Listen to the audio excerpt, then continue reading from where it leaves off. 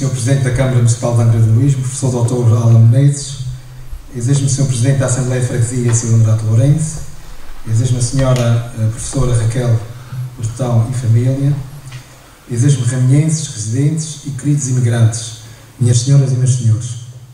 É com grande alegria e honra que nos reunimos aqui hoje para comemorar os 145 anos da nossa querida freguesia.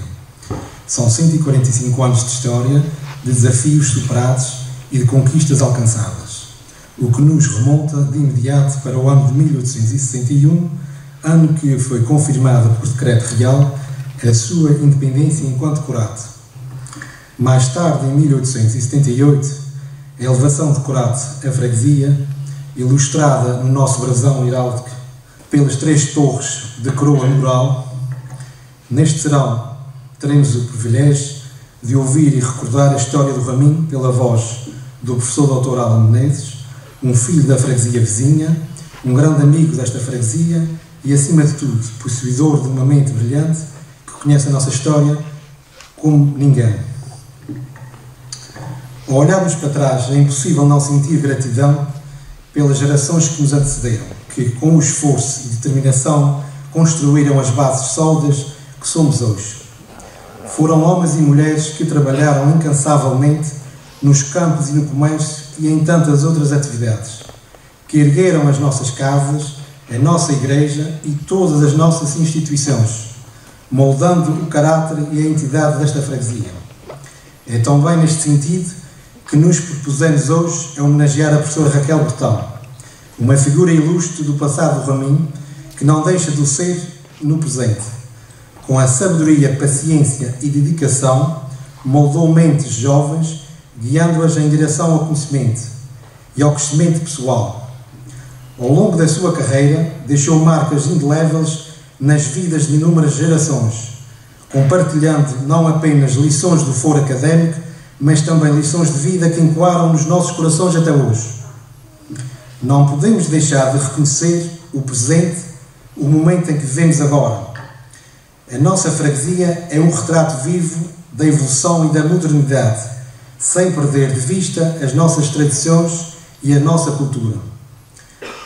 No Raminho, o passado e o presente entrelaçam-se e é esse o equilíbrio que nos torna únicos e especiais. Os desafios com que nos deparamos são muitos, como, por exemplo, a evidente perca de população, ilustrada nos últimos censos de 2021, mas a força que nos impulsiona é ainda maior. É preciso mantermos como uma comunidade coesa e dedicada, para que sejamos guardiões desta terra para as próximas gerações. Hoje e no futuro, devemos preservar as nossas raízes e, ao mesmo tempo em que procuremos manter um desenvolvimento sustentável e responsável, para que os nossos filhos e netos possam desfrutar de uma freguesia próspera. Não devemos nunca perder a fé. E se de fé falo agora, não poderia passar sem, neste aniversário, celebrar a fé cristã dos nossos ramienses, que é uma faixa de ouro no brasão da freguesia, iluminada pelo sol de 12 pontas, que é São Francisco Xavier, nosso padroeiro. A nossa igreja está mais bela do que nunca. Nesta celebração dos 145 anos da nossa freguesia, expresso a minha gratidão a cada um de vós, que faz parte da história viva. Aos mais jovens, peço que sigam adiante com entusiasmo e determinação, acompanhados pelos mais maduros, para que se mantenham acesa a chama da tradição e do progresso. Esta noite, contaremos com a atuação da Escola de Violas promovida pela Junta de Freguesia do Raminho, que é a prova viva de que a união de gerações dá vida a esta freguesia. Que possamos continuar a representar as abelhas da nossa heráldica, símbolo da dedicação, persistência e espírito de trabalho dos habitantes desta freguesia. Que continuemos unidos com a gavela de trigo dourado para que nunca nos falte abundância. Que o verde do nosso brasão nos inspire a esperança necessária para o futuro desta freguesia, bem como a confiança de que todos temos tudo para que o Raminho continue a ser a joia mais preciosa da costa noroeste da Ilha Terceira. Obrigado a todos que ajudaram na organização e divulgação deste evento. Viva o Raminho, viva os ramienses. Muito obrigado.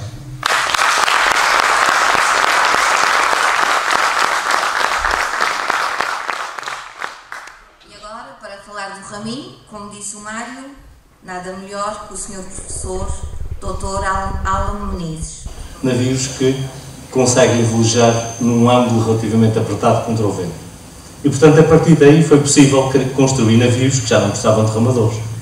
E já era possível navegar de outra maneira. Isso permitiu que os europeus, estes navios foram descobertos no Mediterrâneo Ocidental, esta tecnologia foi inventada no Mediterrâneo Ocidental, no sul de Portugal, naquilo que agora são as Baleares, no sul de Espanha, e esta tecnologia expandiu-se para a Península Ibérica, e isso permitiu que, por volta dessa altura, ou seja, no fim dos 1300, princípios dos 1400, se começasse a velejar com algum grau de segurança, ou seja, com pelo menos algum grau de certeza que as pessoas iam, mas que voltavam, porque até ali ia-se, mas raramente se voltava.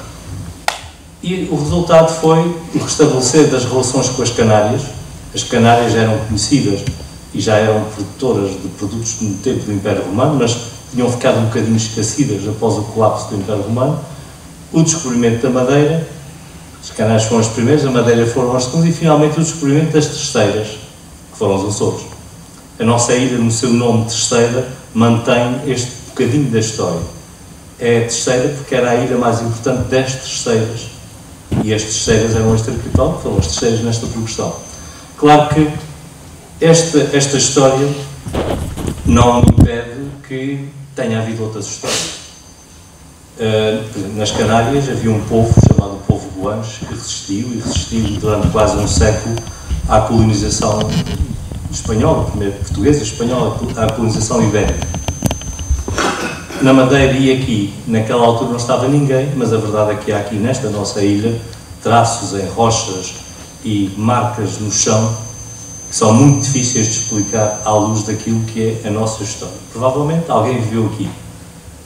Só que, por uma razão qualquer, ou por doença, ou porque, enfim, aconteceu qualquer coisa, a verdade é que naquela altura, no fim dos 1400, ninguém vivia cá. E o certificado de nascimento destas ilhas é uma carta do Infante Dom Henrique que manda descobrir as ilhas. Ora, ninguém manda descobrir aquilo que não conhece. Ali a palavra descobrir significa explorar. Eu, fulano de tal, mando um capitão da minha casa, um dos meus capitães, vai explorar aquelas ilhas. Porquê? Porque sabia que as ilhas estavam aqui. E o início da exploração das ilhas, e rapidamente chegámos ao raminho, o início da exploração das ilhas não foi nada promissor, porque na verdade aquilo que na altura se procurava era comércio. Chegaram às ilhas, tinham mato da rocha até à serra, onde não morava ninguém, não era propriamente, enfim, algo que andassem à procura. Pronto, as ilhas estavam aqui, mas não era propriamente aquilo que se procurava. Procurava-se lugares onde se pudesse comerciar. E aqui não se comerciava porque não havia gente. Contudo, começou a surgir um problema, e o problema era, se a coroa portuguesa não ocupar estes territórios, a coroa de Castela, na altura ainda não havia Espanha, a Espanha nasceu depois disso, pela fusão de vários reinos que então havia, a coroa de Castela provavelmente ocuparia um espaço. E por isso era preciso colocar aqui alguém para garantir que outros não se instalavam aqui, não tanto porque isto interessasse, mas porque outros podiam aqui instalar. E isso foi feito com o lançamento primeiro de animais, deixaram para aqui vacas e bois, e galos e galinhas, e porcas, enfim, como na Arca de Noé, por aí adiante, de forma que se pudessem reproduzir e criar uma base que servisse de alimento a quem para cá viesse, e colocaram-se aqui algumas pessoas que não eram de grande qualidade. Uns eram escravos, outros eram pessoas que tinham cometido algum crime, e portanto a escolha é: tu queres ser enforcado, queres ir lá para aquela ilha, pois naturalmente a pessoa diria: bom, bem vistas as coisas, vão lá para a ilha. E foi assim que isto começou, desta forma tão humilde. E aqui no caso da Ilha Terceira começou por onde? Para aquela zona que tem a costa mais baixa e era mais promissora. Os primeiros desembarques fizeram-se ali no canto exatamente oposto àquele em que nós estamos. Nós estamos no noroeste, começou no sueste, pelo Porto Judeu fora, daquilo que é o litoral de São Sebastião, pela praia. E portanto foi por aí que começou o povoamento. Este povoamento assim, enfim, tão ténue. E foram fundar aquela que foi a primeira paróquia que existiu aqui, uma terra que chamaram Santana de Porto Alegre, que ficava perto daquilo que agora são os 5 Picos. Foram para lá, muito para longe do mar. Porquê? Porque era um grupo pequeno de pessoas e era do mar que podia vir o inimigo, e portanto afastaram-se e ficaram longe. E a partir daí as coisas foram crescendo muito devagarinho, mas sempre naquele canto de lá da ilha. Deste lado, o mato continuou sem que ninguém tocasse. Com uma exceção, houve durante um período relativamente curto gente que entrou naquelas baías das 4 ribeiras. Porquê? Porque era um lugar que tinha baías que eram obrigadas, que dava para um navio chegar ali e tinha água. Porque o grande problema quando alguém se queria fixar numa ilha era a água. Ir para um lugar que não tinha ribeiras, com água permanente, com boa qualidade para se beber, era uma dificuldade. As 4 ribeiras tinham água. Portanto, aqui na Costa Norte também se formou ali um pequeno núcleo, teve gente estrangeira, essencialmente gente que terá vindo da Flandres ou daquilo que agora é a Alemanha, que nessa altura não existia nesse país, e que tiveram ali durante algum tempo e que terão sido talvez um núcleo de povoamento. Mas toda a ação estava exatamente do outro lado da ilha. E assim foi durante muitos anos. Até que se começaram a formar alguns núcleos, e eu agora tenho que falar um bocadinho de uma coisa que nós às vezes esquecemos, é que na altura não havia separação entre religião e Estado. E, portanto, uma paróquia e uma freguesia e uma paróquia eram a mesma coisa. E isto foi até 1911, até à República. Portanto, havia aqui uma relação entre uma coisa e outra. E estes núcleos iam-se estruturando em torno de paróquias. E as paróquias que se foram formando eram paróquias gigantescas. Basicamente aqui nesta zona onde nós estamos, a paróquia mais próxima para o lado dali era Santa Bárbara. Santa Bárbara era uma paróquia que começava na Cova da Serreta e prolongava-se até à Cruz das Duas Ribeiras, à Cruz das 5. Aquilo era tudo Santa Bárbara. Para este lado, apareceram os altares e apareceram os pescoços. Mas antes de chegar aí, nós também temos que falar um bocadinho como é que estas ilhas eram governadas. Quando as ilhas foram descobertas e começaram a ser povoadas, ainda se vivia num período que já era no fim do período medieval, estamos no fim disso, mas em que havia ainda alguns restos do feudalismo. O que era o feudalismo? Era uma forma de governação em que basicamente os reis, ou quem tinha o poder, dava determinado território a um nobre que o administrava, cobrava os impostos em troca de ele o apoiar naquilo que o rei precisasse. E foi isso que foi feito nos Açores. As ilhas foram dadas a um senhor, neste caso foi o Infante Henrique, que era o donatário. O donatário é aquele que recebe a doação. E ele ficou dono das ilhas. O que é que o donatário, o que é que ele era? Ele receberia o dízimo, recebia 10% de tudo o que aqui se produzisse. Quais eram as obrigações que ele tinha? As obrigações de governar estas ilhas em tudo o que não fosse uma reserva do rei. O que era a reserva do rei? Era declarar a guerra e a paz, era emitir moeda e era determinadas penas de morte e as penas de talhamento de membros. O que é que isto quer dizer naquela altura? Sempre quem roubava cortava-se da mão. Estas penas estavam reservadas para a justiça real. O resto era o donatário que fazia e ele tinha a obrigação de governar as ilhas. Tinha a obrigação de, por exemplo, governar nas questões religiosas, a Ordem de Cristo que ficou a tomar conta disso, pagar os padres, construir as capelas mores de algumas igrejas, das igrejas, e manter as cadeias. Isto era a obrigação do donatário. O rei não governava diretamente os Açores.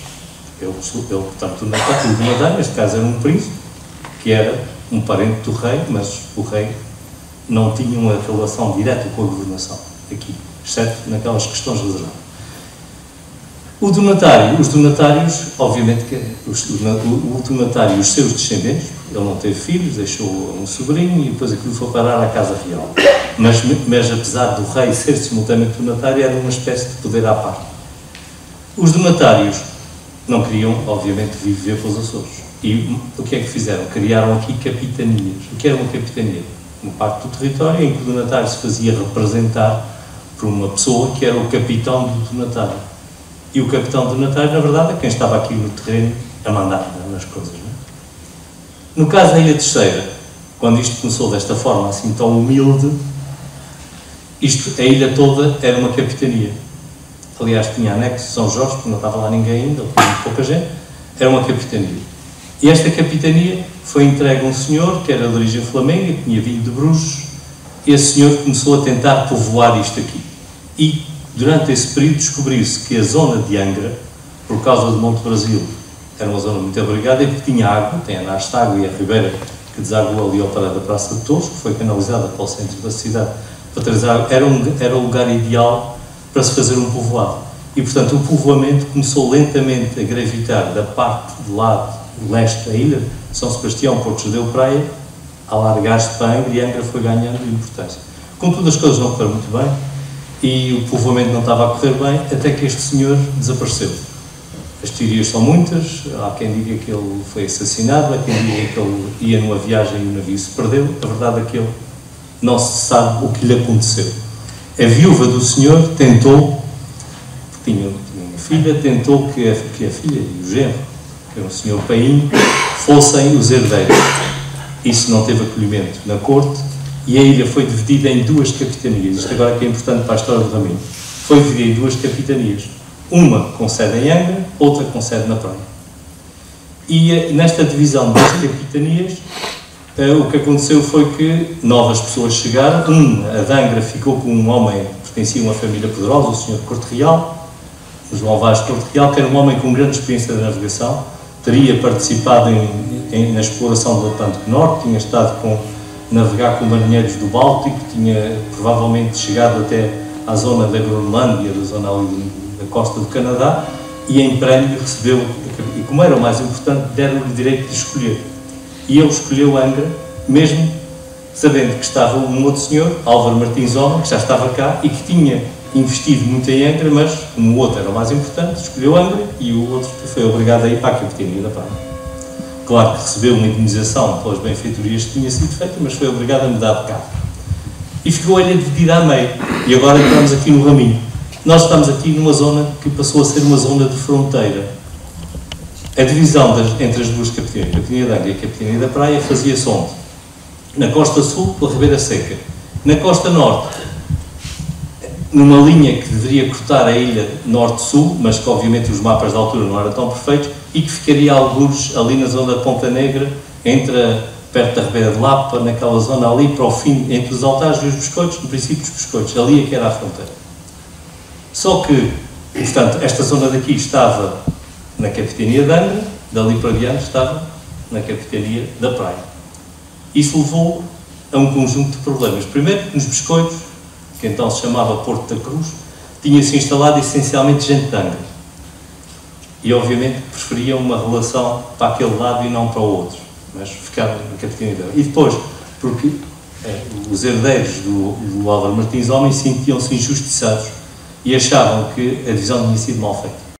O resultado foi preciso, não sei quantos anos de disputa, até que houve uma sentença do Tribunal da Corte, da Relação da Corte, que resolveu que o marco da Costa Norte não estava bem posicionado. E o marco da Costa Norte, isto aconteceu em 1565, passou lá da ponta de lá dos altares para ali para a zona da Cruz do Mar. Por isso é que se chama Cruz do Mar, não, esse que era a Canada dos Mouros. Ela estava no fim daquele cerro da Canada, do cerro da Ribeira dos Gatos, em frente à Canada das Almas. Ali era o limite. Bom, qual foi a consequência disso? Os altares ficaram a cavalo na fronteira. Metade dos altares para lá estavam na praia, metade dos altares para cá estavam na capitania de Angra. Isto começou a gerar aqui alguma complicação. No entretanto, e portanto, agora que percebem esta questão da fronteira, temos que pôr aqui outros factos.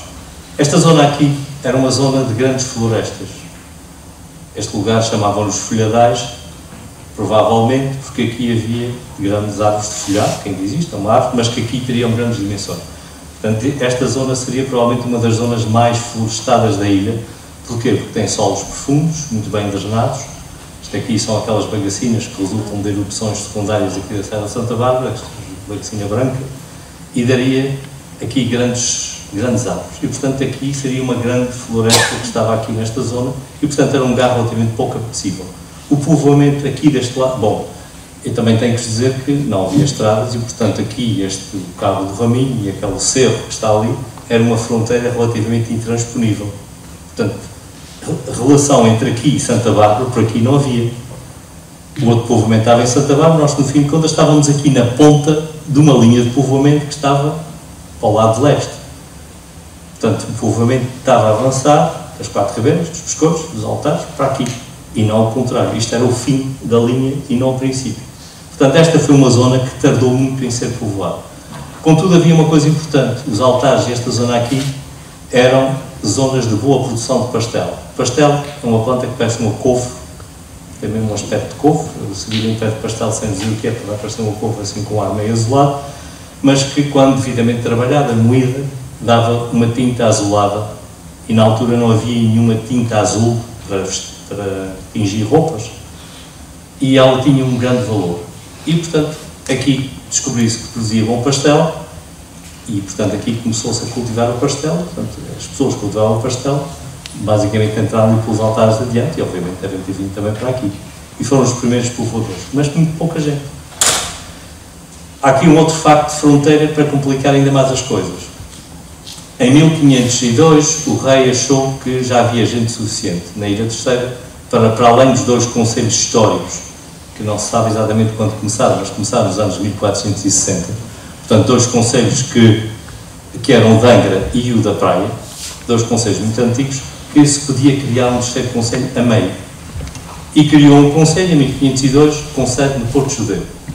Só que a palavra judeu não era propriamente algo que fosse muito adequado naquela altura e, provavelmente, esse segundo pensamento, logo no ano a seguir, extinguiu, ou melhor, mudou esse concelho para um lugar chamado Frei João, em que ele mandou chamar Vila de São Sebastião. E fez um concelho, de forma que ele começasse na linha de... O concelho foi todo feito com o território que era da capitania de Angra. E, portanto, o concelho começava da Ribeira Seca para cá.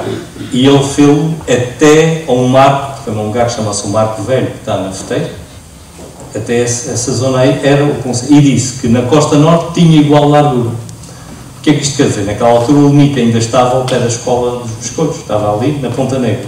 Portanto, façam a mesma largura para o lado de cá, que vai da Feteira até à Ribeira Seca. E o resultado... Há um bocadinho. É para eu meter na água mesmo a sério. Obrigado. Bom, então continuamos a história rapidamente, para não vos fazer perder muito tempo. O que é que isso fez? Fez com que o limite oeste do concelho de São Sebastião ficasse num lugar que ainda hoje se chama a Vila. Aqui é a entrada da Mata da Serreta, depois de passar a Cova da Serreta, há ali um lugar que era o limite do concelho de São Sebastião. Portanto, o concelho de São Sebastião, aqui na Costa Norte, começava alguns lá para o lado do princípio dos biscoitos e acabava ali, mas depois começou a confusão, porque quando mudaram o marco para a canada para ali para a Cruz do Marco, aqui para o pé da canada dos Morros, metade dos altares ficou no concelho que seria da Praia e a outra metade ficou no concelho de São Sebastião, que era aqui o Raminho. Portanto, esta terra era uma terra de fronteira. Resultado, isto não tinha remédio, ninguém governava aqui. Porque o concelho a que faziam parte estava lá no outro lado. Ninguém, não havendo estradas, quem é que vai daqui a pé por uma talha até São Sebastião? Só mesmo naquelas coisas que tinha mesmo que ser. E, portanto, as pessoas deste lado tiveram que se auto-organizar. E isto começou assim. Nesta fronteira entre as duas capitanias, fronteira entre os 2 concelhos. A verdade é que, no princípio, isto era claramente São Sebastião. São Sebastião, a Câmara de São Sebastião, nomeava um senhor chamado o lealdador do pastel, que era uma espécie de inspetor do pastel nos altares, para ver se o pastel estava a ser bem feito, para poder ser vendido. A Câmara de São Sebastião é que juramentava o juiz de paz e é que juramentava as outras figuras da governação ali dos altares no princípio. Só que com o andar dos tempos, o que foi acontecendo foi que o Concelho de São Sebastião foi-se claramente apagando, aqui deste lado. E foi-se apagando muito lentamente e foi sendo substituído por uma relação cada vez mais forte com o Concelho da Praia. O Concelho de Angra estava por trás daquele biscoito ali da Fajã, que ninguém podia atravessar, e estava lá muito longe na outra costa, e aqui, a costa norte, funcionava como um todo, e portanto os altares acabaram por ir gravitando devagarinho para o lado da praia. E esta situação foi-se desenvolvendo de maneira que nunca se oficializou, mas na verdade era assim. Quando final, isto tem depois importância para a história do Raminho, como vão ver a seguir. Portanto, estamos a ver aqui uma zona dos folhadares, o Raminho dos folhadares, que era o extremo deste ramo, que começava no ramo grande e acabava aqui, que era uma zona de povoamento relativamente uniforme, todo orientado da praia para cá, de costas, aqui para este lado, de costas, para o povoamento que vinha do outro lado, que vinha de Santa Bárbara para cá.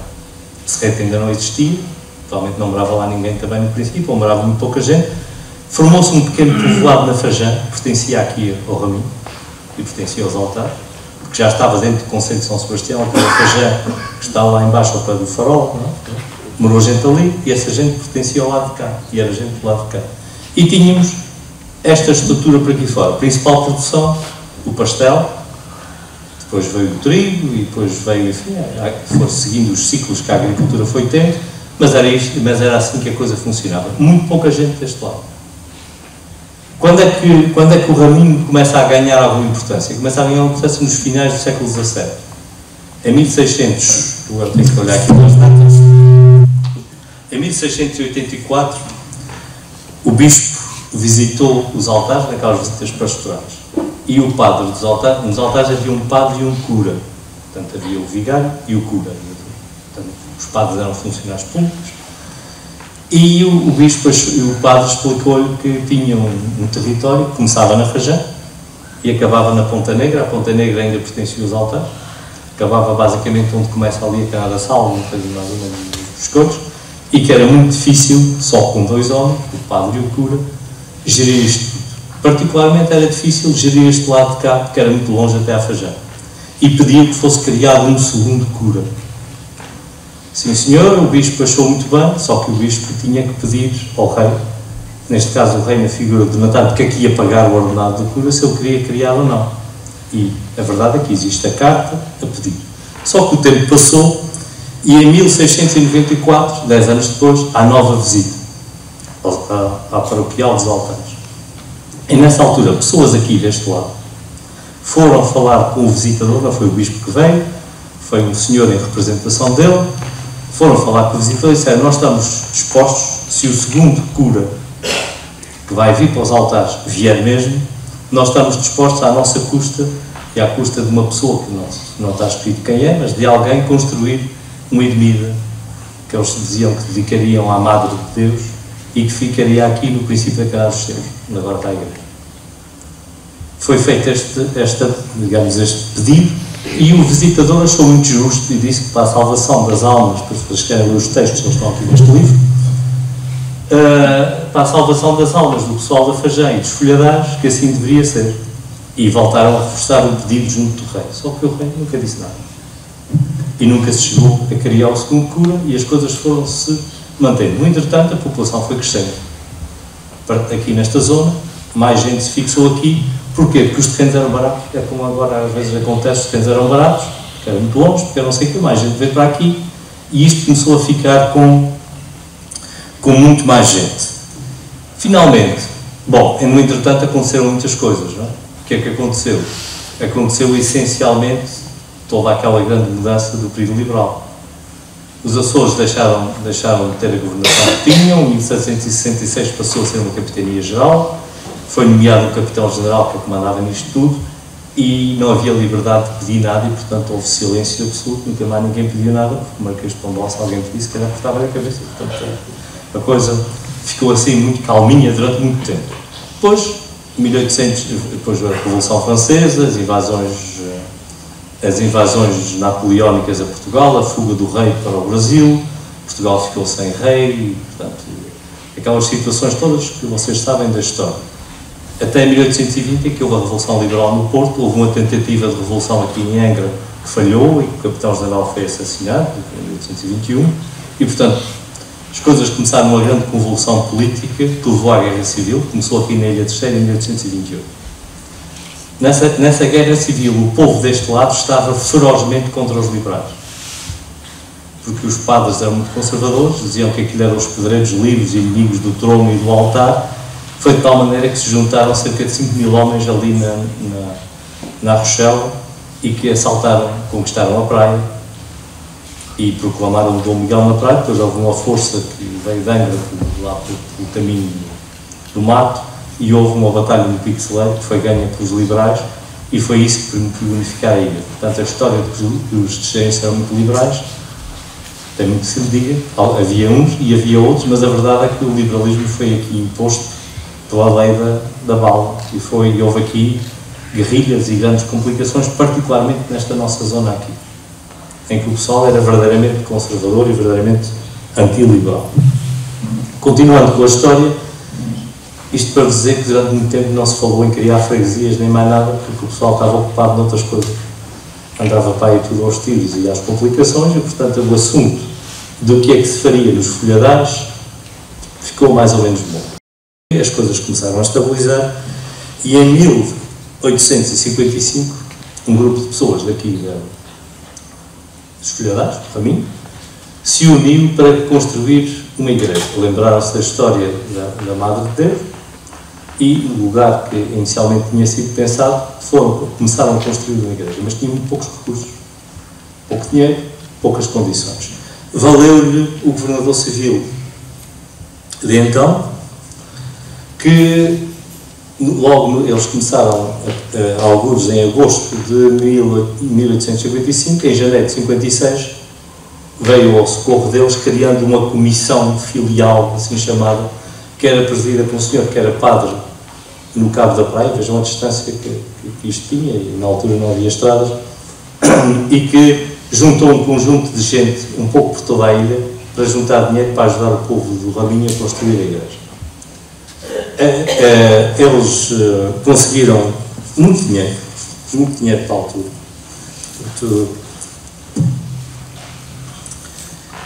Eles tinham começado no dia 16 de agosto o início da construção. Em 1856, em 25 de janeiro, o governador civil, que era Nicolau Anastácio Betancourt, criou a tal comissão filial para se conseguir dinheiro para ajudar. Quem valeu aqui na freguesia foi um senhor José Coelho Neto, que era um homem que devia ter alguns posses. Este senhor José Coelho Neto aqui era o grande líder do movimento de construção da igreja aqui no Raminho. Ele, em conjugação com o governador civil, em conjugação com esta comissão filial, conseguiram juntar dinheiro suficiente para que a igreja fosse construída. E a igreja foi construída, demorou 6 anos quase a ser feita. Ela ficou pronta no dia 26 de outubro de 1861. Portanto, começou em agosto de 55 e só em 61 é que ficou pronta. No entretanto, meteu-se a política partidária no processo. Na altura, nós vivíamos numa democracia que tinha 2 partidos. O Partido Histórico, depois da origem ao Partido Progressista, e o Partido Regenerador.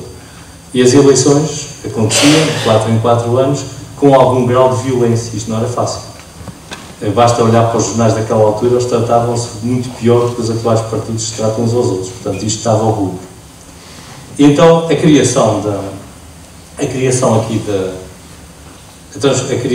construção da igreja, e obviamente depois de feita a igreja, a criação de um curato, que era esse o objetivo final disso, transformou-se numa arma de arremesso político em que os 2 líderes partidários se trataram abaixo de cão sobre o assunto, mas a verdade é que, por um decreto de 14 de agosto de 1861, foi criado o curato do Raminho. No entretanto, na fase inicial da construção da igreja, um senhor de Angra, que era o dirigente de uma organização chamada Obra para a Propagação da Fé, que tinha como padroeiro São Francisco Xavier, tinha-se oferecido para oferecer a imagem de São Francisco Xavier, desde que a nova igreja tivesse como oráculo São Francisco Xavier. E esse facto levou a que a Madre de Deus já não seguisse e o São Francisco Xavier surgisse. E o senhor cumpriu e ofereceu a imagem, uma imagem feita no Porto de São Francisco Xavier. A imagem foi trazida para a Igreja dos Altares, que então era a Igreja Paroquial, e, bom, a criação de um curato e a criação de freguesias era um processo duplo. Houve um decreto de 14 de agosto de 1861 que autorizou a criação do curato, e depois o bispo, por uma provisão de 1 de outubro de 1861, criou o curato, efetivamente, dando como à Igreja, como patrono São Francisco Xavier. A imagem foi trazida para os altares e no dia 26 de outubro de 1861 fez-se uma procissão, que diz os escritos da época, uma procissão majestosa, que saiu da Igreja dos Altares com a imagem de São Francisco Xavier e a trouxe até aqui à sua nova igreja de Raminho. Não era esta igreja, era uma igreja de uma nave só, portanto não tinha aquelas laterais, e estava naquele lugar ali, era bem mais pequeno porque o espaço onde agora é a Capela Mor não existia, portanto estava tudo bastante mais curto. E foi um dia de grande festa nos altares e no Raminho porque se tinha feito isso. O problema começa agora aqui. Este curato recebeu como limites a Fajã, daquele lado ali, e do lado de lá o lugar onde estava o mar, que era a tal fronteira da praia e também que deveria ser do Concelho de São Sebastião, ou seja, a Cruz do Mar e a Canada dos Morros pertenciam a este curato. Ninguém achou que houvesse problema nenhum, porque as pessoas eram um curato da mesma paróquia, as pessoas podiam ir à missa aqui ou ir à missa a São Roque dos Altares e as coisas correram bem, portanto, foi feita, portanto, a elevação a curato foi feita em boa paz. Houve um grande discurso aqui de um senhor José Prudêncio Teles, que publicou o discurso. Há um livro que tem o sermão, que foi pregado neste dia 26, são 9 páginas, é uma coisa pequena. O sermão que foi pregado aqui na Igreja do Raminho, quando a procissão chegou aos altares com São Francisco Xavier. Este senhor era o tesoureiro mor da Sé de Angra, um homem que depois viria a ser famoso também na política. A política estava a ser misturada aqui nestas coisas. E o resultado disto foi que o curato começou a funcionar. Quando o curato começou a funcionar, as coisas foram se estabilizando, a população continuava a crescer e, obviamente, que o objetivo final não era ser curato. Portanto, em 1861, o pessoal já estava a sonhar era com ser freguesia. E as coisas começaram devagarinho com os dois partidos políticos da altura. Um era dirigido por generadores, o chefe era o Silvio de Menezes, o histórico depois virou progressista, o chefe era o segundo conde da Praia. Aliás, são dois retratos que estão no Salão Nobre, nos dois extremos da sala estão lá os dois artistas que organizaram esta disputa. E começou-se a falar que realmente era a altura de transformar o Raminho em freguesia. Na altura, os altares pertenciam já formalmente ao Concelho da Praia. Porquê? Porque em 1855 tinha vindo de Lisboa, através de uma reforma administrativa, a extinção do Concelho de São Sebastião. O Concelho de São Sebastião devia ser extinto e as suas freguesias deviam ser distribuídas. E, portanto, via-se aqui, sabia-se que São Sebastião ia acabar, mas o pessoal de São Sebastião aguentou-se enquanto pôde e as coisas foram-se arrastando. Portanto, em 1861, o decreto que cria a freguesia, está na internet, podem lê-lo se quiserem ver, cria o curato, ele é feito a pedido da Câmara da Praia. É a Câmara da Praia e a Junta de Paróquia dos Altares que pede a criação do curato e o rei diz que sim. E é criado o curato. No mesmo dia que é criado o curato de Santa Rita. Portanto, isto mostra a relação com a praia de Santa Rita, da Serra de Santiago, na praia. Nos anos seguintes, este curato começa-se a estruturar com o objetivo de ser freguesia. Continua este senhor Coelho Neto a ser o homem que estava, enfim, à frente disso. Para ser freguesia era preciso um cemitério, porque até ali toda a gente aqui se enterrava na Igreja dos Altares primeiro, depois no Cemitério dos Altares. Precisa um cemitério e eles começaram-se a preparar para construir um cemitério. E este senhor ofereceu o terreno, que ainda está aqui, do cemitério. E, portanto, as coisas estavam-se a estruturar para ser freguesia. Em 1878, e agora chegamos aqui, por um decreto de 11 de julho, é criada a freguesia do Raminho. E a criação da freguesia do Raminho foi saudada quer nos altares, quer no Raminho, com muita alegria e muito boa aceitação. Toda a gente achava justo e razoável. O problema vem a seguir. Quando foi criada, tal qual como no curato, o decreto criou a freguesia, mas o estabelecimento dos limites caberia uma previsão do Sr. Bispo. O Sr. Bispo pôs um anúncio para quem se quisesse pronunciar sobre os limites da freguesia. E as coisas... Bom, eu esqueci, saltei uma coisa, em 1870 o Concelho de São Sebastião efetivamente foi extinto. E, portanto, quando o Conselho de São Sebastião foi extinto, houve uma redefinição das freguesias. Aqui o Raminho perdeu a Fajã, que ficou incorporada na Serreta. Portanto, aquele troço passou para... Ainda morava lá gente, passou para a Serreta. Os altares que estavam na praia passaram oficialmente para Angra. E, portanto, isto passou para o Conselho de Angra. E, portanto, a partir daí a Câmara de Angra começa a gerir o assunto, portanto, a partir de 1870. E começa a gerir o assunto no sentido de, quando foi publicado o anúncio, se tentar encontrar uma solução satisfatória para ambos os lados. E chegaram à conclusão, porque o povo do Teatro do Meio, tem que falar, que era o Teatro do Meio, antes da criação da freguesia do Raminho, havia nos altares 3 impérios. Um império junto à igreja dos altares, um império no Teatro do Meio, ali ao pé do fim da Granados dos Morros, e um império aqui nos Figueiredo, aqui no Raminho. E, portanto, aquele império que estava ali no meio era chamado Teatro do Meio.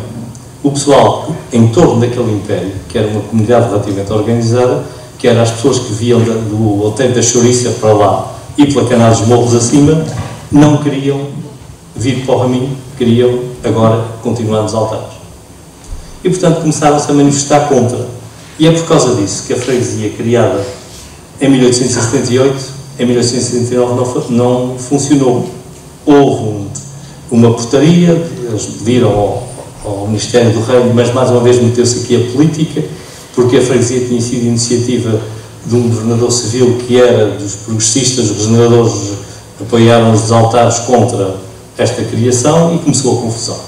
E lá de Lisboa veio uma portaria a dizer, não senhor, os limites, já que vocês não se entendem, são os limites que estavam no curado. Bom, pegou fogo na coisa.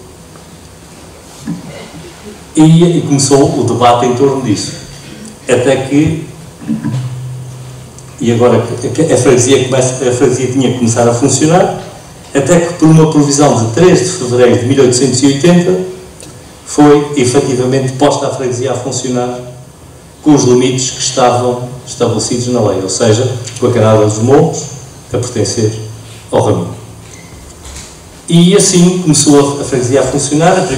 O primeiro dia de funcionamento da freguesia foi o dia 15 de fevereiro de 1880, que era a primeira dominga da Quaresma, e, portanto, nesse dia foi instalado o vigário da freguesia e passámos a ter uma freguesia, ou melhor, uma paróquia, porque na altura não havia distinção entre uma coisa e outra, a funcionar.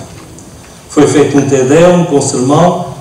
Foi o padre dos altares, que era o José Alves da Silva, por acaso é um dos autores do livro, e portanto este livro conta esta história com grande pormenor, porque uma das pessoas que, por dentro do assunto, foi o autor.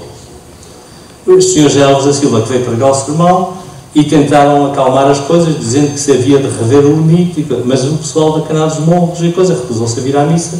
Como não podia ir à missa aos altares, nem batizaram as crianças, entraram em greve religiosa, porque não queriam vir para cá e não os deixavam ir para lá. A coisa foi-se arrastando, até que por um decreto de 28 de junho de 1882, que deu origem a uma previsão de 5 de setembro desse ano, do Bispo João Maria Pereira do Amaral Pimentel, tentou-se emendar a coisa. E a emenda foi o marco do fim da freguesia, mandaram pôr os marcos, ficou a 22 metros atrás da casa do Sr. Fagundes, que morava ali no fim da Casa Morro. E depois o outro marco ficava lá em cima, no lugar onde a Canada, que é a continuação da Casa dos Morros, atravessa a grota que vem dar aqui os 2 morros, vem dar o Trancão. E a coisa ficou mais ou menos resolvida. Quem é que ficou descontente? 2 grupos. O pessoal da Silveira, que queria ser do Raminho e que ficou nos altares. Já não mora lá ninguém, mas havia gente. E o pessoal do Teatro do Meio, desde a boca da Canada dos Morros até o Outeiro da Chouriça, queria ser dos altares e ficou no Raminho. Mas como já eram poucos, brigaram um bocadinho, mas a coisa acalmou-se. E foi assim que o Raminho começou a funcionar. Portanto, levou 2 anos a instalação da freguesia por causa desta briga de fronteira. Portanto, uma coisa que começou por ser consensual entre todos, acabou nesta confusão por causa daquelas casas que não queriam passar de um lado para o outro. Bom, depois da criação da freguesia, o primeiro vigário para cá veio, achou que a igreja era muito pequena e não estava bem feita. E então começou a fazer obras, demoliu a Capela Mor, acrescentou as 2 naves laterais, os 2 lados da igreja, e acrescentou o que é agora a Capela Mor para trás, nos anos de 1890. E aquilo foi crescendo. Só que a briga com o pessoal da Canal dos Morros continuava agora de uma forma diferente. Porquê? Porque a junta de paróquia, que era a antiga junta de freguesia do Raminho, resolveu tomar posse da coroa que era do Império do Meio, do Teatro do Meio.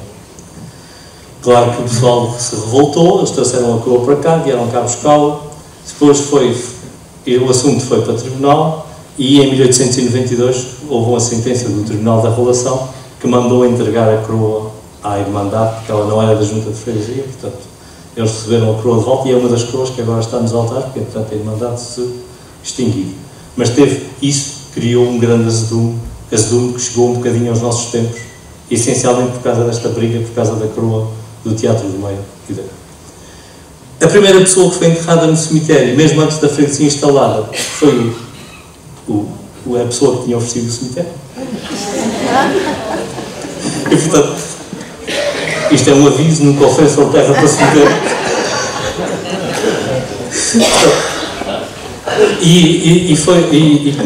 O cemitério começou a funcionar antes da freguesia, porque as pessoas não se podiam enterrar para os altares, porque já eram freguesia, portanto estavam naquela disputa. Em 1879 o cemitério foi inaugurado, e foi inaugurado com o enterro de quem tinha oferecido o terreno.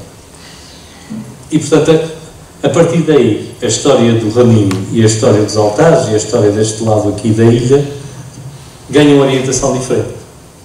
Porque a partir de 1870 já estamos no Concelho de Angra e o Concelho de Angra é bastante mais ativo e bastante mais poderoso do que o antigo Concelho de São Sebastião. Ao início vivia-se aquele período do frontismo em que houve algum dinheiro para investimento. E aí começou o macadame na estrada, porque a estrada não havia pontes, passava-se a vale. Se vocês passarem pelas pontes daqui até os altares, vão ver as datas que lá estão, está tudo dos anos 70, 1870. Se forem para as coisas, para os chafarizes, a mesma coisa. Ou seja, começou o investimento e as condições de vida começaram a melhorar aqui para este lado. E isto começou-se a estruturar. A nova igreja ficou pronta no fim do século. Em 1908 puseram na fachada aquele brasão que lá está, que veio do continente, em pedra de mármore, aquele brasão da família Xavier, da família de São Francisco Xavier, que está lá no centro da fachada da igreja. E depois, a partir daí, entramos já numa história bastante mais contemporânea. Do ponto de vista da educação, também interessa vermos um bocadinho das coisas. Portanto, o cemitério foi inaugurado no dia 26 de maio de 1879, com o enterro do Sr. José Coelho Neto, portanto. As escolas começaram a funcionar neste período também. Tenho que pôr aqui a data das escolas.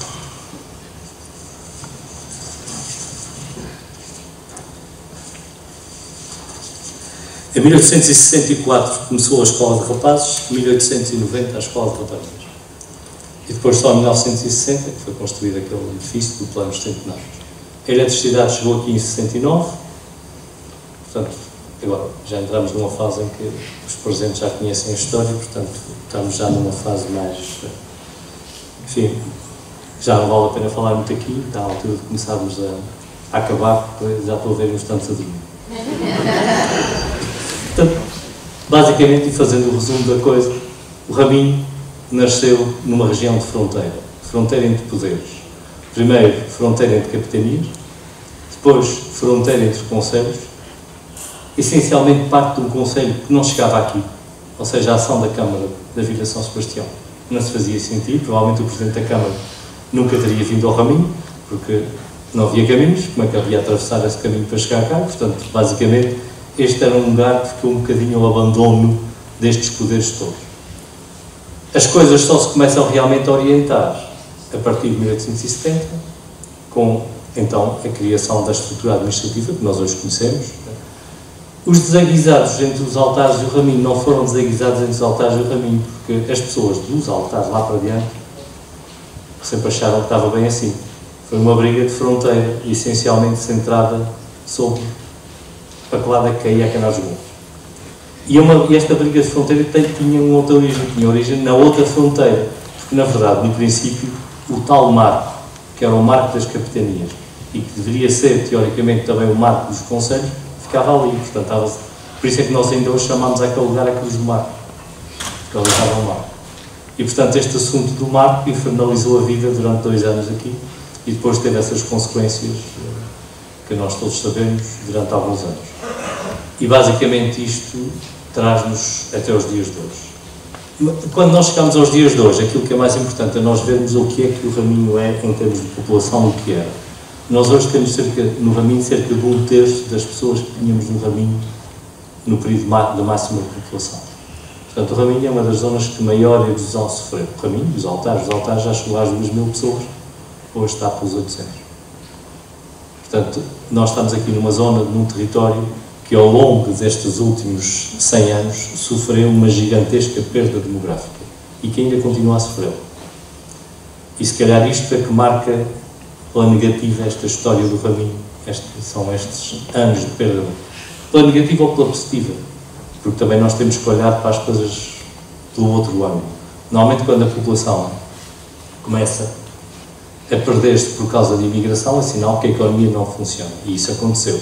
Mas quando a população, como agora, se perde porque as famílias têm menos filhos, bom, é sinal de que as pessoas também sabem controlar as suas vidas, que sabem projetar uma família, projetar uma vida. Portanto, como todas as coisas na vida, é mau, mas também tem alguns aspectos bons, é algo que nós temos, enfim, é uma realidade, a realidade não se escolhe, é o que é, mas nós temos que olhar para isto também como uma oportunidade.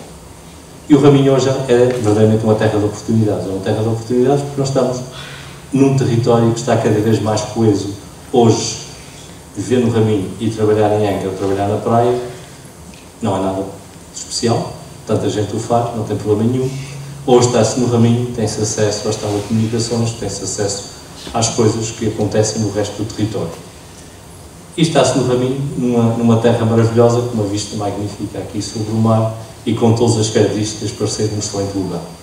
Por isso eu creio que, terminando esta história do Raminho, o Raminho teve este percurso, teve estas complicações, mas a verdade é que o Raminho está aqui forte e firme e está aqui também cheio de futuro e cheio de condições para se projetar para a frente. Assim saibamos nós que cá estamos agora dar continuação a esta história dos nossos antepassados. Bom, senhores, já vos macei o suficiente. Muito obrigado.